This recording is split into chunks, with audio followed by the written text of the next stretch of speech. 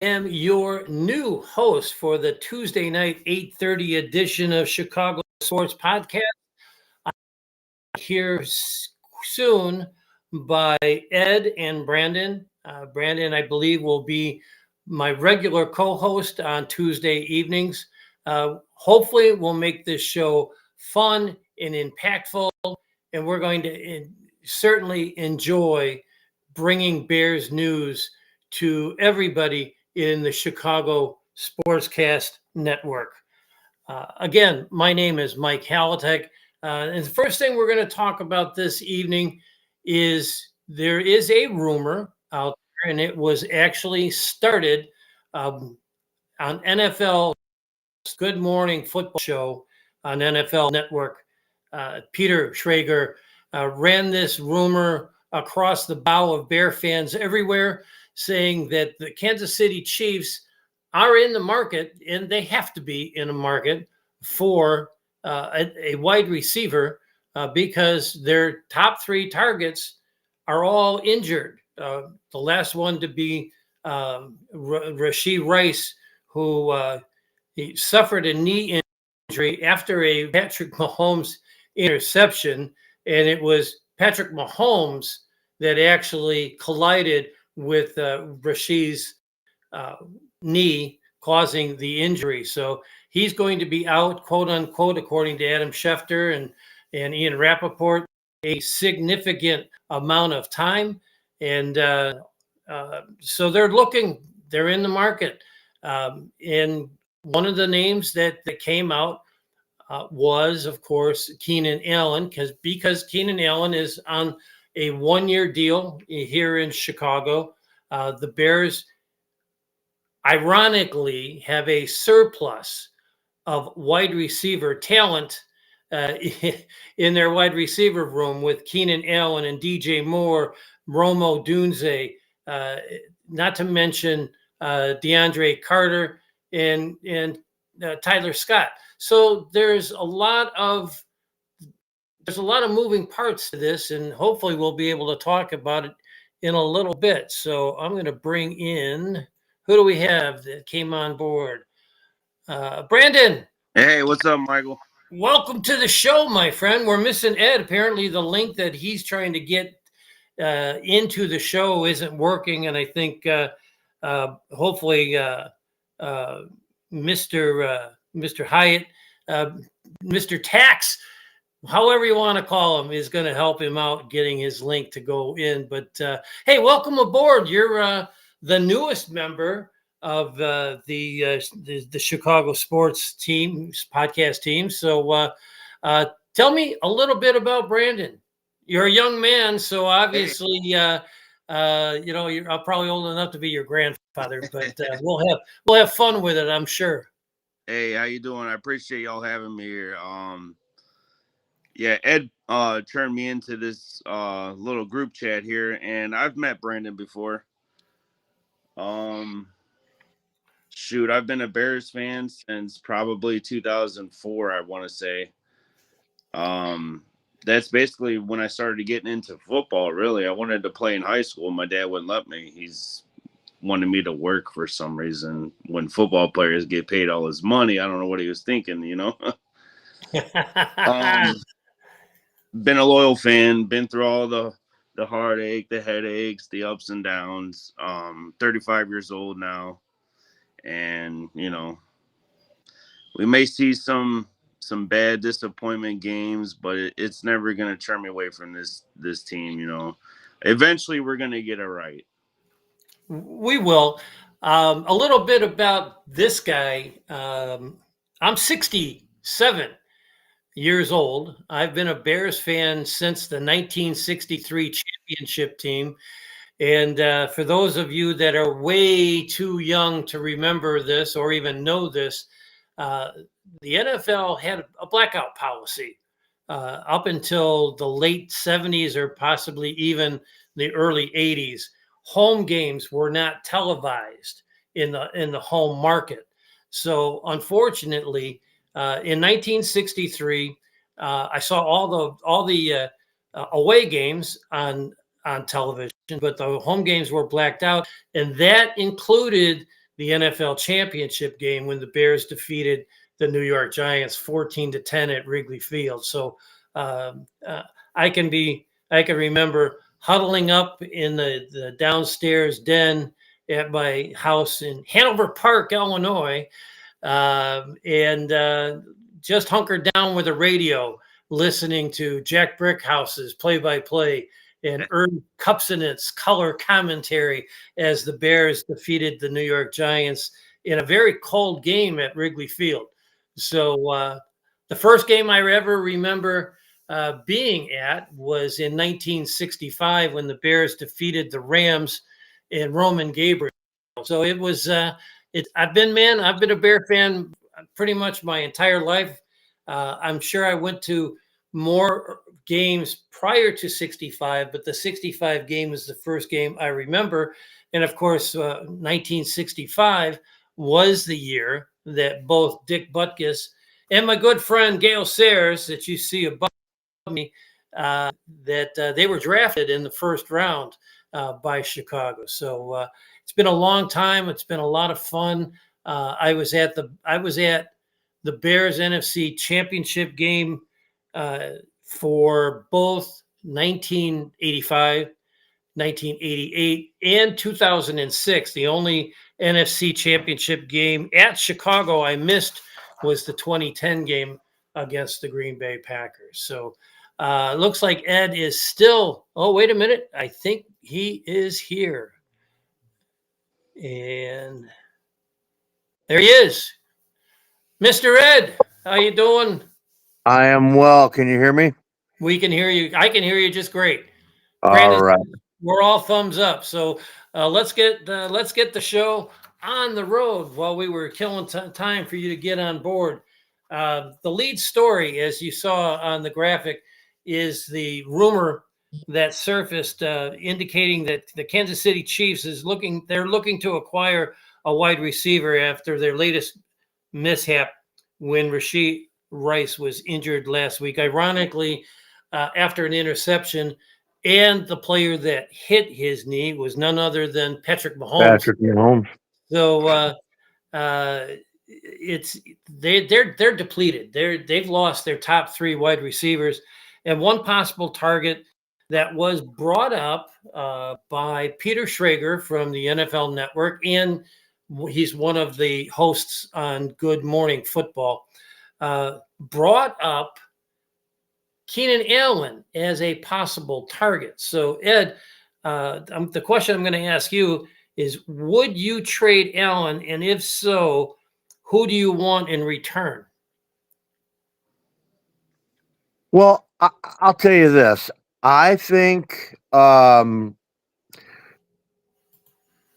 soon Keenan Allen was brought in as a free agent, and no, he wasn't. He wasn't brought in as a free agent. We did a trade for him, but it was in the offseason prior to the draft, right? I think as soon as we got a doomsday at 9, Keenan Allen, with his last year of his contract, and we don't even know if we're going to have next year, become a possible trade bait before the trade deadline or now or anytime in between there. Surely we'd like to keep them, but if we can get it looks like the discussion, or the rumor I should say, has it that the possible trade they were looking at was a tackle. I mean a guard, a starting guard. I would do it. I tell you what, I would feel like I was in the driver's seat if I was Poles, though, because we're not looking to trade Keenan. They need a receiver, right? And surely they also know our line is lacking, but I'd try to have them throw something else in too. Maybe the 4th round that we gave up for Keenan, right? I'll trade you Keenan for the guard, and give me my 4th back, and you take all his money, so that I'm not getting bit with any of his money either. We should be in the driver's seat, wouldn't you think? You would think, and before I go to Brandon, I just wanted to let everybody know this segment is brought to you by our sponsor. Uh, we're looking at Bridges Scoreboard, home of the Hall of Fame menu, ice cold beer. You can check them out. We've got a little scroll on the bottom of the screen, so please check them out. Please support our sponsors. We're going to have a few different sponsors during the show. But getting back to Ed, yeah, it's going to be it'd be interesting. It's right now it's just a rumor. There's no Sure. there's no teeth behind the rumor, but you make a lot of great points. Brandon, your thoughts on the matter? Yeah, I mean, I seen the little article on Facebook when I was kind of scrolling and didn't really pay any attention to it, because there's a lot of stuff that's always out there. And as I get home from work, I'm seeing more and more about it. And sure, why not? I mean, like you said, our wide receiver room is definitely stacked. You know what I mean? Yeah, Keenan Allen's a great player. I'm not saying anything against him. To work in our advantage, to trade him off for a lineman, I say we do it. I mean, it's like when me and Ed were talking after work. It seems now Keenan Allen could just be trade bait. So,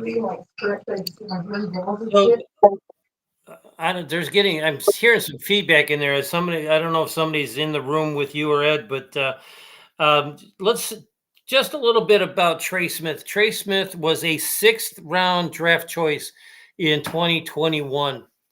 He has started every single game that he's been eligible to. He missed one game his second year due to an injury early in the season. So he's durable. He's a starting guard on a 2-time Super Bowl winning team. So one would think it is an upgrade for this offensive line to get him on board. So it'll be interesting to see if this rumor has any pans out. Brandon, you're watching the show. I have the commercial spot running across the screen. Can you make sure you see it and let me know? Thank you, man. Speaking of, our next sponsor is Serendipity Ice Cream Parlor. So check them out. We're really glad to have them on board. All right, item number 2 on the agenda. Despite the slow start, no Bears show is going to get away with anything without talking about QB1, Caleb Williams. Caleb Williams is shown progress. So it's interesting to see how he's done. He executed the offense against the Rams very well. In fact, couple of people in Twitterverse, Uverse, whatever you want to call it nowadays, they use the comment game manager, but a lot of people think that game manager is a derogatory term for a quarterback. But in this situation, I think that it actually described what Caleb did to a T, especially this last game against the Rams. What have you seen from Caleb that makes you excited to see how he progresses this year? I mean, it's like you said, each week is an improvement. I'm definitely seeing it. I'm still a believer. I know that we were expecting it right out the gate, and it hasn't happened. But each game, his stats are looking better and better. So I mean, it's definitely heading in the right direction. It would just be nice if we can just get on the same page right now. But if we can just keep going up rather than back, I think we'll be in good shape.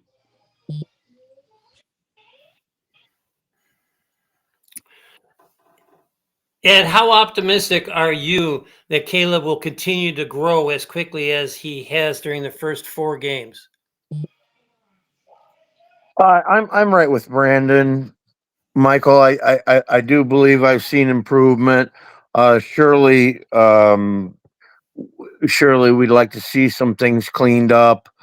Um, but I think that the progression is there.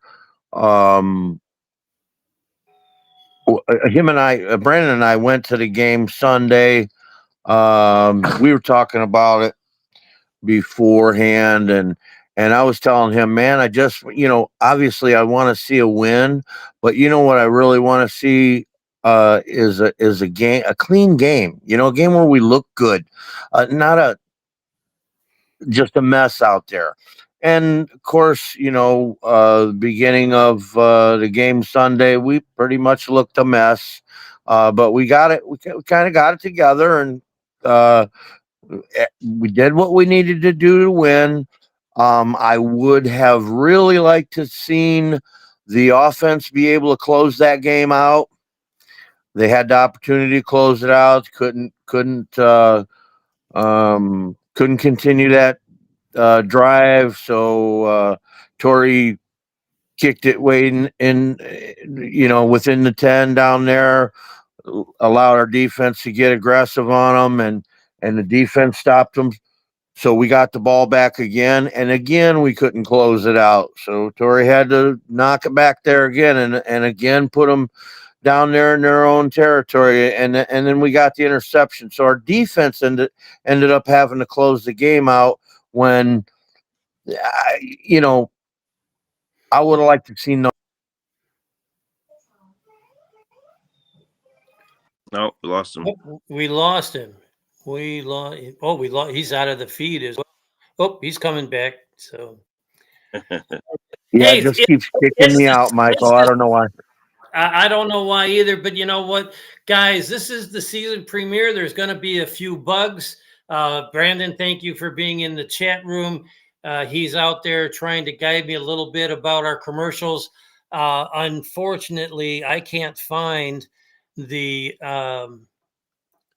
video packages for the commercials, so we're just going to have to go with the scroll until I can figure that out. So which it is what it is. So speaking of our sponsors, our next sponsor is Elite Icons Framing and Memorabilia over in Lombard. In fact, Brandon was there today. Speaking of, Keenan Allen was a guest. He was giving out autographs. There was pictures of balls and jerseys and pictures and all kinds of paraphernalia that he was autographing for the fans that were there. So a good time apparently was had by all. Brandon did a great job throwing out some pictures in our chat room. If you saw him, just a great I job did. by Brandon.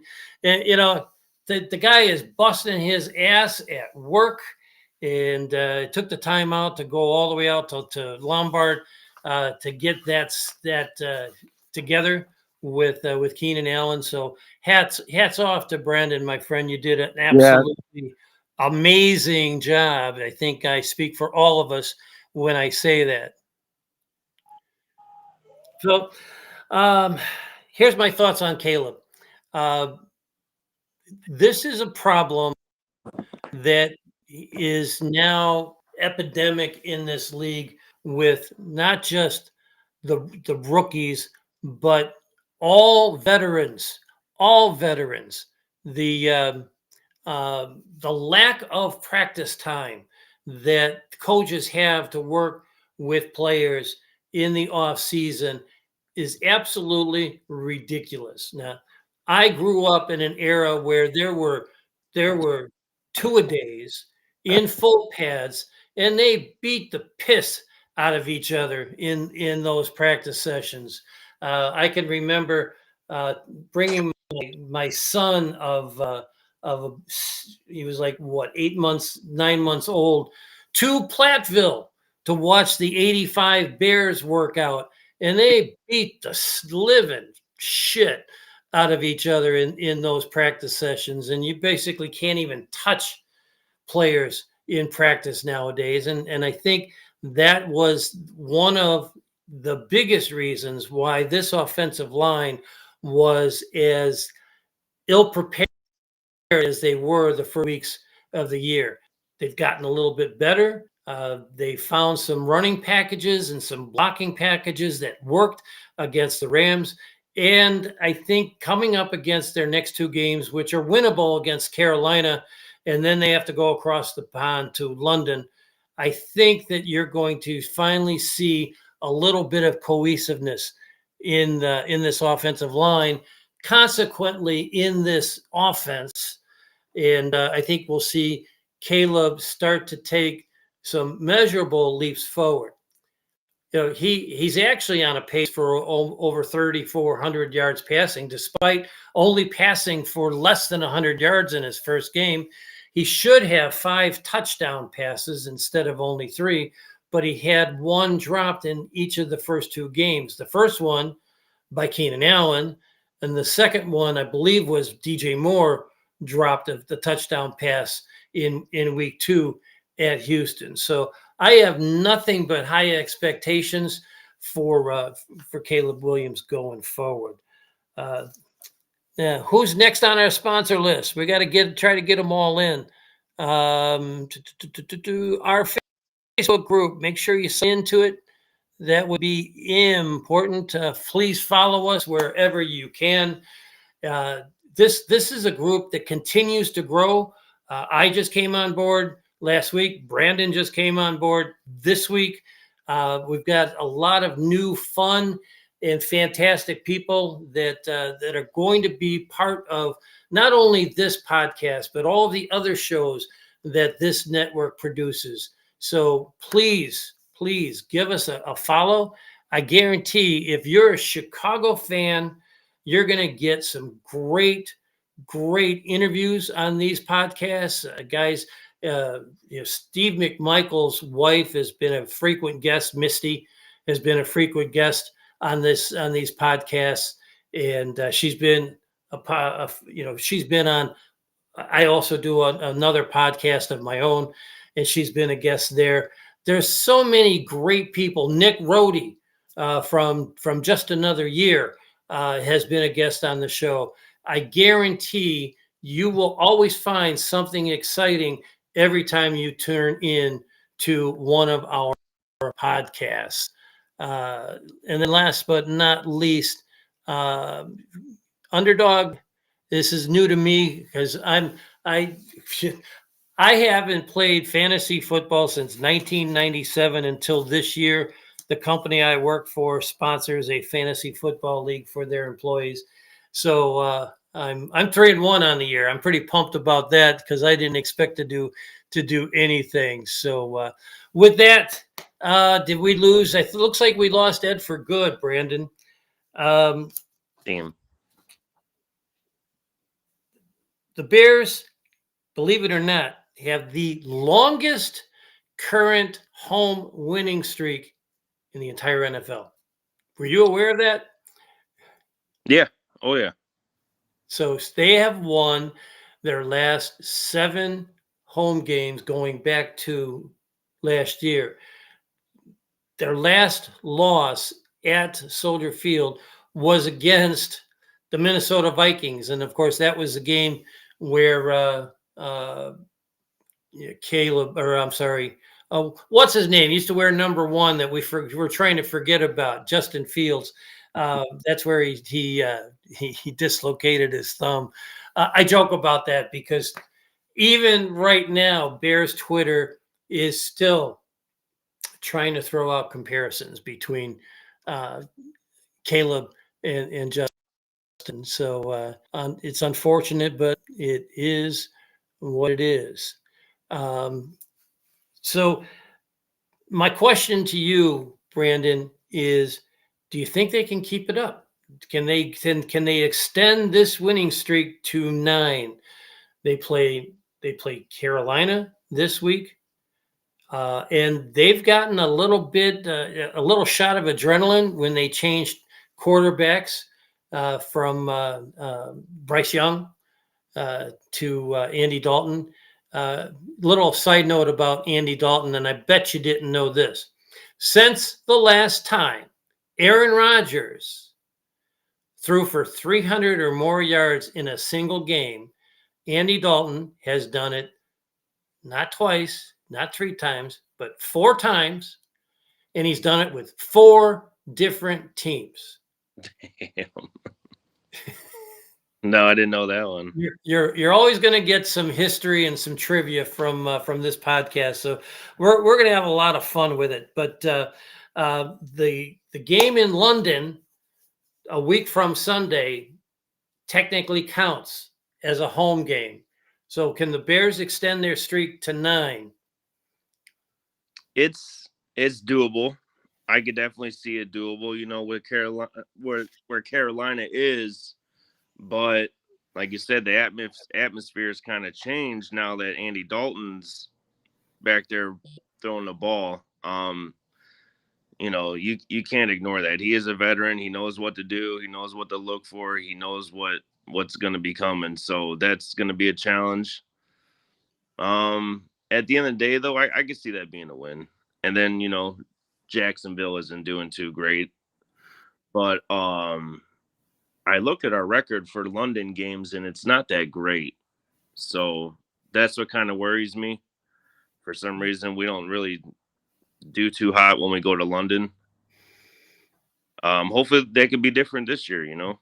Hopefully Yep, I think it was Matt Forte had a great game against, I think it was Tampa in London, and I think that's the last time they won when they were overseas. The 2019 game when they played in London against the Raiders, that was the beginning of the Matt Nagy downfall, because they got beat up by the Raiders. They had a ridiculous penalty on special teams. I believe it was a roughing the kicker penalty that gave the Raiders a first down in that game. They ended up taking it down for a score, which gave them the lead that they unfortunately never relinquished. And that was the beginning of the slip for the Matt Nagy Chicago Bears. So you're right; they haven't done well, but they're not totally defeated. They have won a couple of times over there, and you know, believe it or not, one of the first games ever played in London was the Bears after they won the Super Bowl. It was a preseason game, but believe that or not, they're playing at the Tottenham Hotspur Stadium. They played. That's where the London the Raider game was played 5 years ago. Absolutely gorgeous stadium. A lot of friends that I know actually went overseas for that game and had nothing but amazing things to say. In fact, they were hoping that the Bears could steal some of the ideas from that stadium if and when the Bears ever decide to put up a stadium, which maybe we'll have a little bit of time for since Ed's not with us, and we can talk a little bit about that if you'd like. After the Bears come home, they have their bye week, and then they have back-to-back road games at Washington and then at Arizona. Now, they're both going to be tough games. Can this team gain momentum in the 2 games leading up to the bye week and at least grab one of those 2 games? Yeah, you would think so, right? With the momentum being up, that should be enough to at least carry them. Kind of hope so. Yeah, make no mistake about it. They're 2 tough teams to go against. You know, Washington, Jane Daniels is looking decent. He's got all the right pieces, though. He's got a brand new front offensive line right in front of him. You know, Washington did their work, and they prepared their rookie quarterback to their best ability. So I'm banking on that momentum because I know those games are going to be tough. It's going to be interesting because as you watch the film, Jaden Daniels Cliff Kingsbury has done a great job preparing him. But what he is doing is he's limiting his reads to half the field. If you look at the graphs of where all of his passes are going, it's like 4 are going to the left and 24 are going to the right. Yeah, seen that. So it'll be interesting. So obviously, you're going to put who are you going to put on the defensive left side as your cornerback? You're going to put Jalen Johnson. Yeah. On the left side and make him throw to the left against Tyreek Stevenson. So that's going to be an interesting watch. Now, after those 2 games, the Bears come home and have 3 straight games. First it's New England, then it's Green Bay, then it's Minnesota. So if they can if they can be 6-3 going into Green Bay's a must-win game. They've got to be great because they've got to get that monkey off their back and finally beat Green Bay. And here's an interesting statistic. Jordan Love is 0-2 this year for the Green Bay Packers, while their backup quarterback is 2-0. Right. So yeah, there's a big weight to bear on Jordan Love right now. He's got to break through, and unfortunately I don't have their schedule, so I don't know who they're playing this weekend.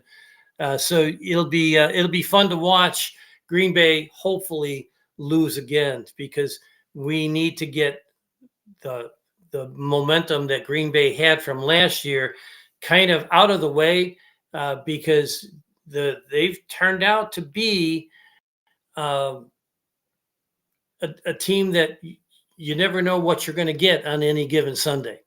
Mm-hmm. So it's going to be fun to watch. We've got a few minutes left before we have to hit the road, Brandon. So let's talk about the stadium issue. As we know, a couple of years ago, the Bears made an offer to buy the property. It's 326 acres in suburban Arlington Heights, where Arlington Park International Race Course used to be. And their grandiose plan was to put a dome stadium there and then build an entire entertainment district with hotels and a casino and restaurants in this 326 acre piece of land that they acquired. And then they ran into a little bit of a tax situation with the city of Arlington Heights and the Cook County corruption that is the tax assessor's office. And then they hired Kevin Warren, and Kevin Warren has made overtures to the new mayor of Chicago. He would never have gotten anywhere with Lori Lightfoot because she was an idiot. Yeah, I said it. She's an idiot. I think Ed finally made it back. All right.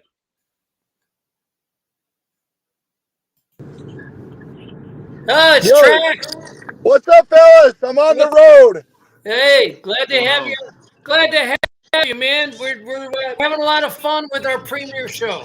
You guys are doing great. You're kicking ass and taking names. well, thank you, my friend. Hey, while I got you on here, I know you probably can't stay on long because you're in the car. Yeah. But let me ask you, can the Bears be 6-3 before they head into their big game in Week 11 against the Green Bay Packers? Well, I can tell you one thing for certain. One man that didn't look like he was wobbling and also had a good wheel on him. It did not look like that heel was bothering him, was Keenan Allen. He had good vibes. He was drinking his Starbucks coffee, his latte, and he was in good spirits, and everybody was telling him to have a great season and lots of good love in there, man. It was a great event. So I'm looking forward to Keenan Allen catching some balls from Caleb, and I think that California connection is definitely going to pay off, brothers. So yeah, I think we could definitely go. What'd you say? 6-2, 6-3? Well, they're 2-2 now. They have an Yeah. excellent shot of being 4-2 with their games upcoming against Carolina and Jacksonville. Then Yes. then they need to split. They need to split. They're on the road at Washington against the resurgent Commanders. They're on the road over in Phoenix against Kyler Murray and the surprising Arizona Cardinals before they come home to take care of the Patriots. And then Yeah. week 11 is their 10th game of the year against Wow. the hated Green Bay Packers. Wow. Yeah. You know what? You make a really good case the way that you carved that up and served it up to us. I do like what Brandon said earlier. He made a great, valid point about, making sure that we circle the red rifle. I mean, he knows how to game plan against our defense, but keep in mind, we know how to jam the red rifle up, if you know what I mean. So we could we got a good shot at that. But no, the way you laid that out, I'm definitely a believer that it could be a really good run for us, man. And I think the next two games could definitely build, or no, it's already building, right? Caleb's confidence and the offense is building. But it's improving, every snap, every repetition. You hit on it earlier on all cylinders, Michael, when you talked about how they used to practice. And I remember they were, a lot of the Bears that we've had on, you talked about that earlier in the show also, Michael, about all of the 85 Bears and the Bears alumni that we've had on our show. And all of them talked about how the practices were more difficult than the games because they were playing against our vaunted defense, and it made the offense better and vice versa. So the practices were actually more difficult than the game that they played on Sunday. Doug Planks talked about that on our show, especially. And Fenzik, here we are dropping names again. But honestly, you're right about that. And we need to get back to that. We need to restore that. I do like the fact that Sweat has been calling out our offensive line and our offense. So that is refreshing. And I think that's a little bit of vintage football. Michael, would you agree with that? I would agree with it. Unfortunately, the NFL Players Association Yeah. will not allow for all of the contact that used to happen before this last bargaining agreement. Yeah. And it's like hands on. And the worst part, aside from the hitting, is the coaches can't coach the players in the off season until they get to camp. They can't meet with them. The players are open to come to the facilities to work Yeah. out, but they can't be coached up by the coaches. It's forbidden, and it's absolutely a crock. If you ask me. Wait. Michael, let me pause for the cause. What are you talking about? Can't be coached up. Explain that to me. Coaches can't. They can't coach the players during the off season. They can only do it once spring camp begins. Okay, I understand what you're saying. So at that point, it would have to be on the players to get together and make something happen, right? Is that what you're saying? The players can do their own thing with other players, absolutely. So when Justin Fields brought all the receivers down to Georgia or Florida or wherever it was a couple of years ago and last year. Caleb will do the same thing with the receivers this offseason, but the coaches can't be involved. You're absolutely right. Got you, brother. Okay. So that's good news. But hey, anything that happens outside of that, when Caleb gets together with with the receivers, whatever, right, Brandon? Hey, Brandon, I got a question for you. Did you and or Ed or separately do any of the training camp? No, we did not. Damn it. Well, we're gonna have to fix that this year. We're gonna have to get next year. We're gonna have to get a group together and meet up there and do some of that. I think that'll be fun. Yeah. Count me in. Okay, yeah, we'll get Michael in there, man. Michael could show us the old halls and all that stuff, man. I'm sure he's got some good stories, bro. Grab your popcorn. Man, get your popcorn ready. You know what? We'll be talking about a lot of history on this podcast on Tuesdays. Bears history is my forte. I'll leave you with this. I What love it, is brother. I love it. what That's is why you're going to be a smash on our show, and we need that history mixed with, the youth that Brandon has there in his smoking robe over there. what is the most lopsided Bears victory in the history of their franchise in the regular season? Wow, that's a good question. I'm sure you got the answer to it. Brandon, you want to take a stab at it? I'm going to have to sit this one out. What was I the again? I'm sorry. I was at the game, by the way. I was worried about the ropes. What was the question again? What is the most lopsided? What is the most lopsided Bears victory in the regular season in the history of their franchise?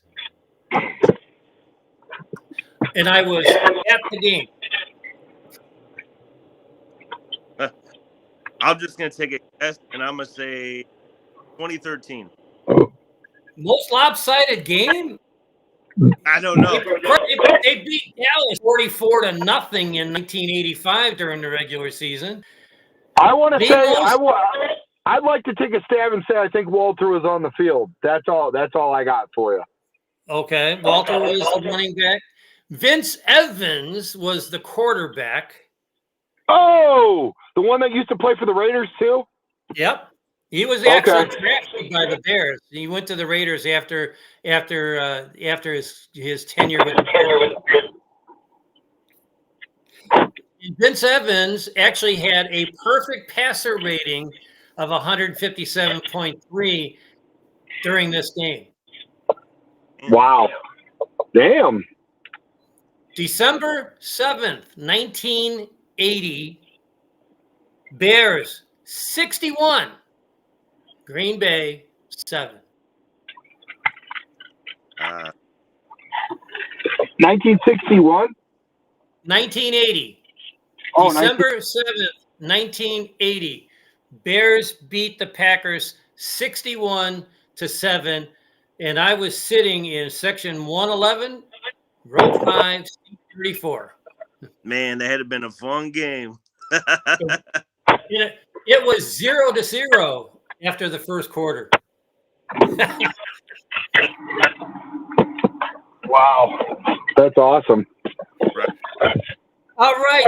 Hey, at 9:15, I think that wraps it up for this evening. I hope everybody enjoyed the show. I hope I got everybody's chat comments out there. Let's see. Ed threw a comment out there.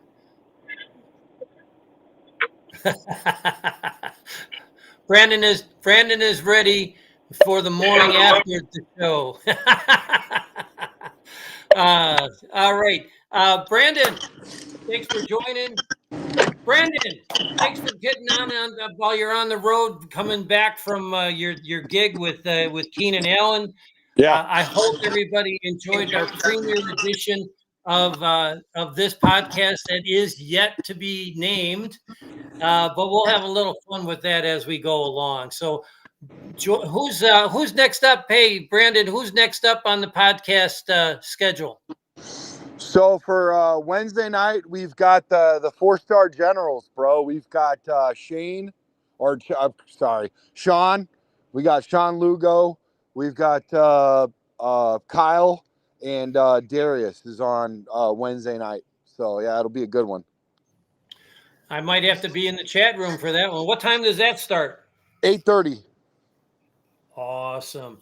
I like that 8:30 time slot. I think it's going to work really well. Brandon, thank you for being the I don't know if it's guest host or co-host, if we'll make it a regular gig or not, but it's been a blast getting to know you, and I hope likewise is in. And we got a comment here. And Cliff, you're half right, you're half wrong. The right part is the Bears' 1940 championship game was against the Redskins. That score was 73-0, but it wasn't the regular season. It was the championship game. So, Oh man, you better come correct, Cliff. You better not come and step into the ring with Michael. He will touch you know about it. come on, come at me, all you guys want. I will have a good time with it. I promise you. Yeah, it's all good. Love you, Cliff. Thanks for showing up, bro. Cliff, You I'll made my give you night. a little bit of trivia about that game. The Bears were asked in the second half to stop kicking extra points because they only had a limited supply of footballs and they were running out. So they had to run in the extra point. That was back in the days where 2-point conversions were not in vogue. That didn't come. I don't think the 2-point conversion didn't come in vogue until the 90s. I'd have to go and look that one up. But they literally had to stop kicking the extra points because the balls were going into the stands and the fans weren't giving them back. So there's your little trivia for your 1940 championship game. Guys, just so you know, if you ever get tired of using Google or it's down, I got Michael's phone number, and basically Google asked him for answers anyway. So, just dude, Mike knows his stuff, man. Dude, he's on it, bro. He's on it. So, and it's a good balancing right now. It's like, you Brandon, you've got a face for video. I have a face for audio, and Michael knows all of the stats, and we're like super, fans. So this is gonna work out great. This is gonna be good. I'm gonna love it. I live up in Wisconsin, Brandon. I'm just across the border. If you know where Freeport, Illinois is, I'm 6 miles north of the border from to the Illinois state line. I used to work in Madison in the auto industry, and I used to have a bunch of Bears paraphernalia in my office. And you can imagine the crap that I used to get by, and I'll have to tell you some stories in a future episode about the fun I would have. So being in Wisconsin in Packer country, I have become a student of the rivalry, and I enjoy it immensely. And I have a lot of fun with Packer fans, but just by starting out, well, oh, you're a Bears fan? Oh, I'm sorry. I said, don't be. I said, if it weren't for the Bears, you wouldn't have a franchise in Green Bay. And that's a true story.